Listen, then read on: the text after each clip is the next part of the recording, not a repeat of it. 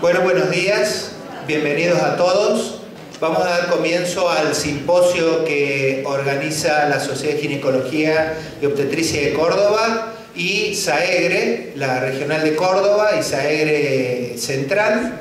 Y en primer lugar vamos a escuchar a la doctora Nora Moses. La doctora Nora Moses es endocrinóloga del Servicio de Endocrinología del Hospital Italiano de Buenos Aires y es la secretaria actual de SAEGRE. En primer lugar, va a hablar sobre el síndrome de ovarios poliquísticos y después sobre los estados hiperandrogénicos no SOP y el tratamiento de estos. Luego lo va a abordar el doctor Gabriel Fischbach. Así que Nora, adelante. Muchas gracias por la invitación, gracias por su presencia. Vamos entonces al análisis crítico del consenso de Rotterdam en el síndrome ovario poliquístico con exclusión de otras etiologías. Bien, ustedes saben que el consenso de Rotterdam fue publicado en la Fertility and Sterility y en otras revistas de publicación médica también, y que hubo personajes muy importantes ausentes. Ahí fíjense que está tachado Chan y colaboradores y otros tan importantes como los que vamos a ver ahora. Y de esos ausentes hubo 3 artículos post-Rotterdam que marcaban algunos ítems importantes. Ustedes saben que el Instituto Nacional de la Salud en el año 1990 crea el primer consenso de diagnósticos del SOP y pone la anovulación crónica, el hiperandrogenemia, el hiperandrogenismo clínico y la exclusión de otras etiologías. Sin embargo, el consenso de Rotterdam en el año 2003, no fue publicado el primero en revistas de divulgación médica, sino que los que tuvimos la oportunidad de participar de ese congreso, nos llevamos y salió publicado en las clínicas de Norteamérica solamente. El consenso de Rotterdam, fíjense, de 1990 a 2003, entonces uno piensa cuántos errores diagnósticos se han hecho con la oligoanovulación, el hiperandrogenismo con y sin bioquímica, la exclusión de otras etiologías y la ecografía positiva. Y yo ya paso a enumerarle los errores más frecuentes. No se puede evaluar una mujer ni aún en el periodo de descanso que está tomando anticonceptivos. Imposible hacer diagnóstico de SOP. Imposible hacer diagnóstico de SOP si hacemos una ecografía de una mujer que está tomando anticonceptivos, porque por supuesto va a tener la forma, la distribución de los folículos en corona, es un ovario que está en reposo y probablemente pueda tener el volumen de 1 o 2 ovarios aumentados. Y tampoco podemos hacer diagnóstico si esta niñita no ha pasado por lo menos 2 años de edad ginecológica. ¿Por qué? Porque estamos en una etapa en que la imagen ecográfica, que es relevante para el diagnóstico, es fisiológica en ese momento de la vida. Entonces encontramos un subdiagnóstico del síndrome ovario poliquístico y un sobrediagnóstico también del síndrome ovario poliquístico. Y la otra cosa muy importante es que no se han excluido otras etiologías. Y en esto el Rotterdam es bien claro. Exclusión de otras etiologías con respecto al hiperandrogenismo, entonces la ecografía ovárica, la discusión si debemos medir o no o cómo diagnosticar la insulinoresistencia, qué valor le damos a las gonadotrofinas y en especial a lo que se le daba mucho valor antes, que es la LH dependencia, y el riesgo a largo plazo, que es el riesgo de diabetes y síndrome metabólico. Nunca, como hoy, vemos la diabetes tipo 2 en la adolescencia. Es decir, que antes cuando llegaba una chiquilina con una diabetes en la adolescencia, siempre los endocrinólogos pensábamos en una diabetes tipo 1. Es decir, la deprivada de insulina. Hoy estamos viendo más diabetes tipo 2 en las pacientes adolescentes. Bien, entonces, ¿qué dice la Sociedad de Exceso de Andrógeno? Bien, pacientes sin medicación por lo menos 3 meses Y esto es algo muy frecuente de ver. Pacientes que cuando están en el descanso del anticonceptivo le piden las hormonas. Y las hormonas allí, si están todavía bajo la influencia de los anticonceptivos, tenemos que la proteína transportadora está alta, los andrógenos están unidos y estas pacientes, los andrógenos van a venir normales. Entonces el primer error que se comete es medir o querer diagnosticar pacientes que están tomando anticonceptivos. Lo único que podemos diagnosticar si la paciente está tomando anticonceptivos es un hipotiroidismo, una TSH y una T4 libre, y los anticuerpos si son necesarios. Pero el resto, ni las gonadotrofinas, ni los andrógenos, ni la prolactina en ninguna paciente que no tenemos diagnóstico y está tomando anticonceptivos orales. Bien. De acuerdo a uno de los diagnósticos más difíciles de diferenciar es el Jarián o la hipertecosis ovárica. La hipertecosis ovárica es un grado de hiperandrogenismo tan severo que remeda a los tumores productores de andrógenos. Y realmente el diagnóstico final, el sello lo pone el cateterismo selectivo de las venas ováricas, donde tenemos que de ambos lados vienen valores iguales y simétricos de andrógenos. Hay un solo trabajo de Barbier y colaboradores que dice que los niveles de insulina encontrados en estas pacientes nos orientan hacia la hipertecosis, que un valor mayor de 30 nanogramos e insulina en ayunas y un mayor a 300 poscarga hacen la sospecha diagnóstica de que puede ser una hipertecosis ovárica. Pero el diagnóstico de certeza se hace con cateterismo selectivo de las venas ováricas. Bien, entonces esto es una gran dificultad diagnóstica, pero ustedes ya ahora saben reconocerla. En un grupo de pacientes, de 100 pacientes, es muy probable que la hiperplasia no clásica ocupe el 1.5%, se lleve la corona el síndrome ovario poliquístico, que es el 80%, el hirsutismo idiopático el 5%, el 3% el Jarián, o sea la hipertecosis ovárica, y podemos encontrar hiperandrogenismos con andrógenos elevados y ciclos ovulatorios en el 7% y tumores en un 0,3%. Estos son todas las variables que han hecho de acuerdo a los consensos de Rotterdam junto con la Sociedad de Exceso de Andrógeno, donde sabemos que si están presentes hiperandrogenismo clínico y bioquímico, el trastorno del ciclo y la ecografía positiva, es el grado más severo y completo de diagnóstico del síndrome ovario poliquístico. Bien, este trabajo hecho por Carmina, que Carmina no estuvo presente en el consenso de Rotterdam y le discute algunos diagnósticos donde habla de hirsutismo idiopático del 7.6%, es decir, hirsutismo sin andrógenos aumentados.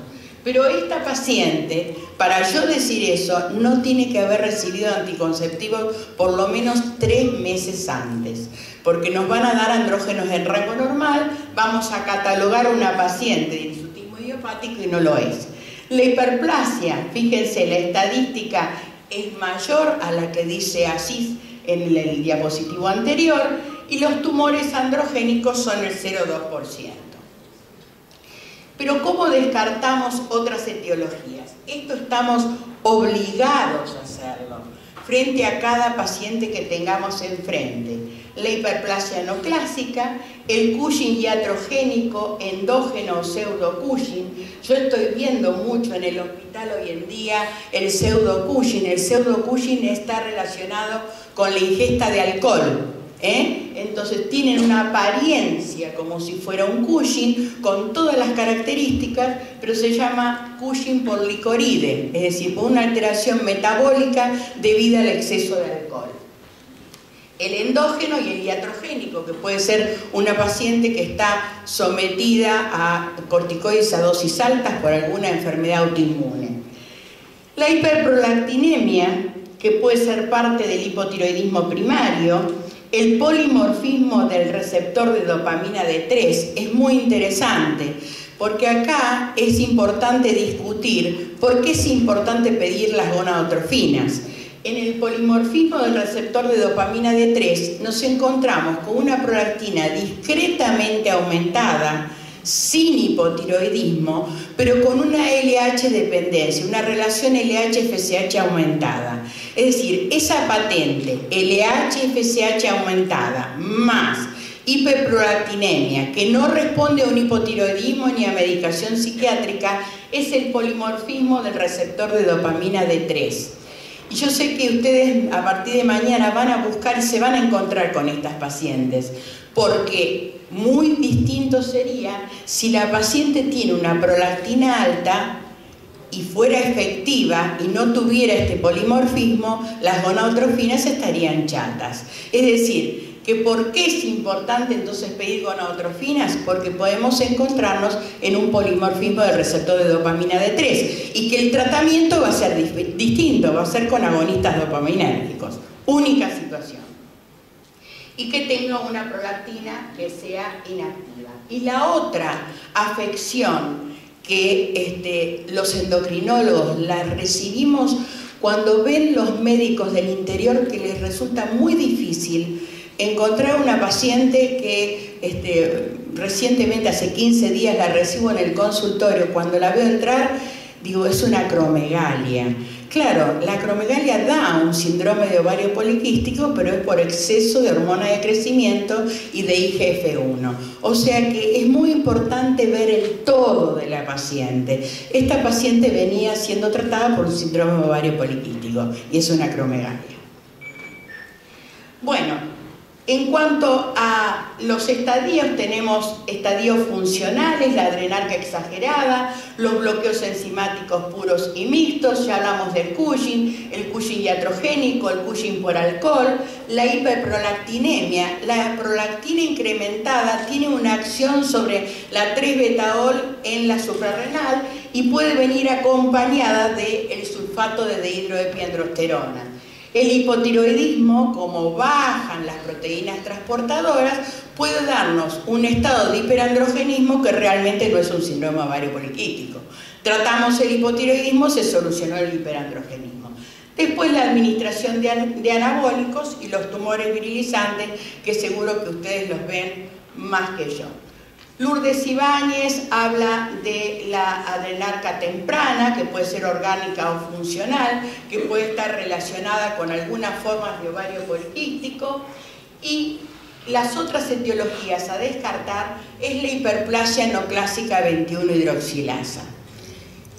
Por eso la paciente, cuando llega al consultorio de ustedes por primera vez, tienen que hacerle toda la exclusión de los diagnósticos, porque después, si esta chiquilina está con anticonceptivos o luego cuando viene buscando fertilidad o tiene un síndrome metabólico, desencadena una diabetes y no la tenemos catalogada, tenemos que borrar y esperar, y a la paciente le cuesta mucho esperar el tiempo para hacer un buen diagnóstico. Temprana, 3.º a 5.º día, si la paciente está en amenorrea, le pedimos una prueba de progesterona, y si la 17-hidroxiprogesterona da mayor de 2, debemos hacerle el test de ACTH. Sí, doctora, pero a veces nosotros repetimos la 17-hidroxiprogesterona y nos viene en la segunda muestra 0,8. Bueno, eso puede estar hablando de que el origen es ovárico. Es decir, la 17-hidroxiprogesterona también viene de los ovarios, y si nosotros lo hiciéramos con GnRH, con factor liberador, elevaría la 17-hidroxiprogesterona. Si nosotros tenemos una 17-hidroxiprogesterona mayor de 2, entonces tenemos que hacerle el test de Cortrosyn o de ACTH o de Synacten, y le medimos a los 60 minutos a ver qué pico. Solamente, doctora, 60 minutos, no. Lo hacemos a los 30 y a los 60.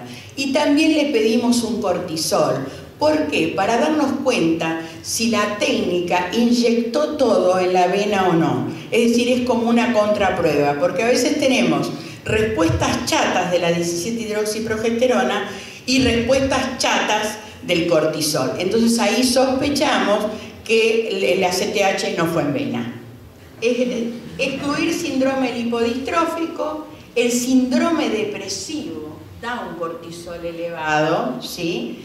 El aumento de la ingesta de alcohol, pacientes que desarrollan un Cushing por licoride, y el iatrogénico, puede ella saber o no que por alguna reacción alérgica está tomando corticoides. Sabemos que para descartar el Cushing tomamos el cortisol en saliva 23 horas, medimos el cortisol libre urinario y después hacemos pruebas de inhibición, que si ustedes son ginecólogos y no se atreven a hacerla, tengan siempre una endocrinóloga que con estos dos elementos ustedes se la deriven, porque son pacientes que son graves. Los Cushing son enfermedades graves y mortales, Entonces, si tenemos un cortisol en saliva alta y un cortisol urinario, juntando orina de 24 horas mayor de 150, teléfono al endocrinólogo o endocrinóloga que tengan cerca y a trabajar juntos. Bueno, sabemos que tiene manifestaciones clínicas específicas de catabolismo proteico, la obesidad central, que hay estrías rojulinosas, que hay manifestaciones clínicas como si fuera un síndrome ovario poliquístico, que tienen hirsutismo, que algunas tienen diabetes o intolerancia, acné e hipertensión arterial, pero generalmente estas pacientes tienen también síntomas neuropsiquiátricos. Pero estoy viendo también, inclusive hay publicaciones recientes que seguramente a lo mejor ustedes las leyeron, más patología psiquiátrica en los síndromes de ovario poliquístico. Probablemente la defeminización, el ocultarse, el no poderse mostrarles las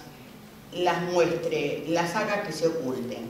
Entonces, si tenemos solamente un cortisol libre urinario mayor de 100, puede ser simplemente una obesidad. Puede ser una persona estresada o puede ser una mujer que esté con un aumento de la ingesta de carbamazepina, tan utilizada como anticonvulsivante, el Tegretol. Los ratones desarrollan PCO con dosis crecientes de DEA. Recientemente habrán leído una publicación, hay dos publicaciones, pero la última está en un Fertility and Sterility, de mujeres con falla ovulatoria folicular y que les administran DEA y recuperan en un porcentaje bastante interesante esos ovarios. La doctora me está haciendo así. Yo tengo 5 pacientes, solamente recupero una sola, pero vale la pena pensarlo, que este es el vínculo, dosis crecientes de DEA. Hay un diálogo entre las glándulas que cada vez conocemos menos y cada vez necesitamos más. Bueno, la participación adrenal puede pertenecer a algún bloqueo que puede ser puro o mixto y que puede tener distintos marcadores. La 17-hidroxiprogesterona es para el bloqueo de 21-hidroxilasa y el DEAS es para la 3-betaol, si vemos que encontramos un valor que es extremadamente alto. Dentro de los diagnósticos diferenciales también saben que hay tumores aberrantes, adenomas suprarrenales que son sensibles al gen RH. Al gen RH, al factor liberador de gonadotropina, son capaces de producir un tumor en la suprarrenal. ¿Por qué su importancia? Porque su reconocimiento implicaría el uso de antagonistas del gen RH.